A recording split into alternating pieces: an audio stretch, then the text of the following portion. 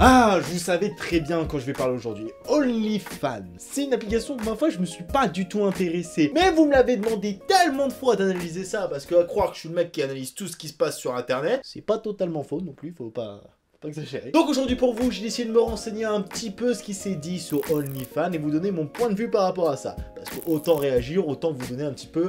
Voilà, mon avis là-dessus, même si on s'en fout. Ah, j'espère que vous êtes prêts pour cette vidéo, on est parti, génial.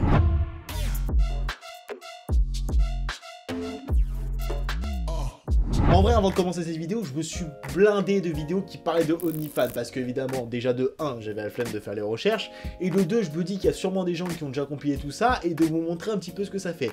Bon, qu'est-ce que c'est que OnlyFans? OnlyFans est un réseau social qui en fait permet d'avoir une sorte de communauté qui permet de payer pour avoir du contenu. En gros, ton contenu n'est pas diffusé à n'importe qui, il faut que les gens s'abonnent en payant un certain tarif tous les mois pour pouvoir accéder à ton contenu. Oui, bah, j'ai envie de vous dire, jusque-là...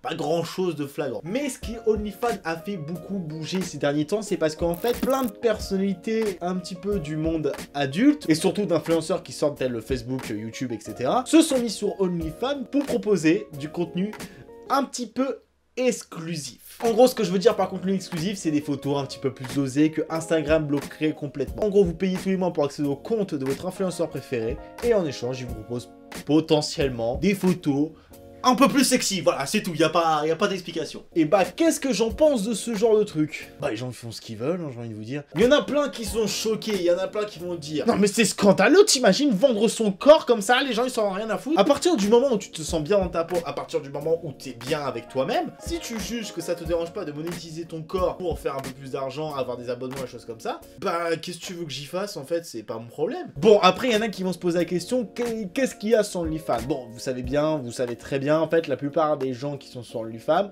d'après les chiffres, il y a plein de femmes. Apparemment, les profils qui sont mis en avant, c'est évidemment 95% de femmes, et les profils qui, je veux dire, regardent ce genre de compte, c'est que des hommes. Bon, bah... voilà, on peut pas non plus...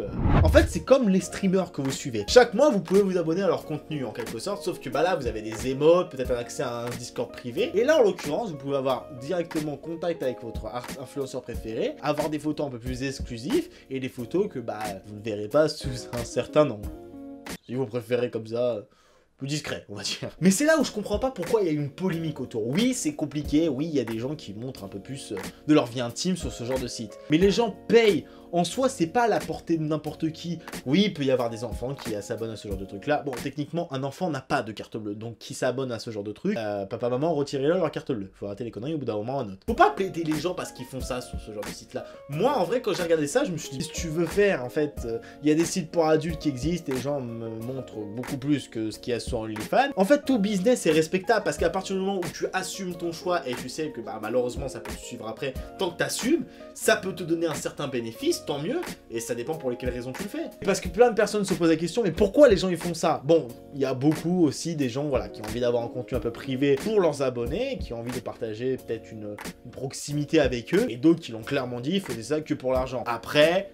n'oubliez pas certaines choses. Que ce soit sur Instagram, YouTube ou n'importe quel réseau social, il y a des personnes qui sont là pour l'argent, pour le profit. Il y a des youtubeurs que vous adorez, le contenu qu'ils font, ils en ont rien à foutre. Ils sont juste là pour la thune qu'il y a à se faire derrière. D'autres créateurs sont là par pure passion, d'autres créateurs sont là par pure avaricité.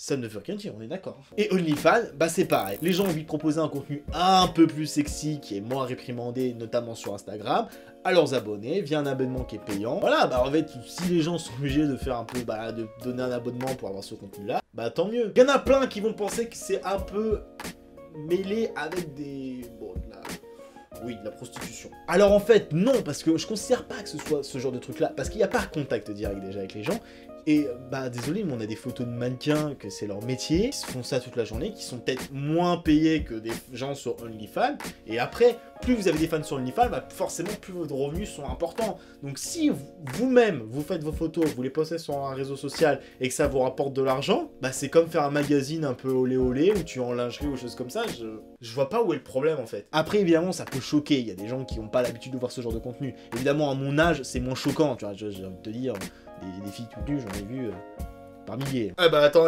Tu crois que le Chris il a pas de succès ou quoi? Mais c'est vrai, en soi, j'ai pas grand chose à dire là-dessus. Après, je me suis posé la question de savoir quel était le genre de personnalité qu'il y avait dessus. Bon, après, évidemment, j'étais pas trop déçu du voyage. Après, évidemment, il y a beaucoup d'actrices de charme. Normal, c'est un peu leur... Voilà, déjà, elles sont déjà dans ce domaine et elles ont envie d'avoir un complément de revenus pour, on va dire, leurs fans qui sont dans le délire, bah, d'avoir plus de photos un peu sexy. Ce qui est normal. Mais ce qui m'a impressionné, c'est qu'il y avait aussi pas mal d'influenceurs qui venaient notamment de YouTube, qui sont allés sur le réseau social là et qui ont décidé de proposer du contenu un peu plus différent que d'habitude sur cette plateforme. Parce que évidemment, vous savez très bien que sur YouTube, Instagram et tout ça, on est un petit peu bridé, il faut faire des trucs un petit peu friendly quoi, faut que tout le monde regarde, faut que tout le monde soit d'accord, il faut pas du contenu choquant. Et sur ce genre de site là, bah on sait sur quoi on va payer, on sait pourquoi on est là, on sait que c'est cette célébrité qu'on veut s'abonner. Voilà, après c'est notre argent, on le gère comme on veut. Il y a plein de gens, vous avez des abonnements qui traînent de partout, celui de la salle de sport on le voit bien, ceux qui vont jamais à la salle de sport qui payent 25 € tous les mois, voilà, et bah tu pourrais les investir pour voir des photos.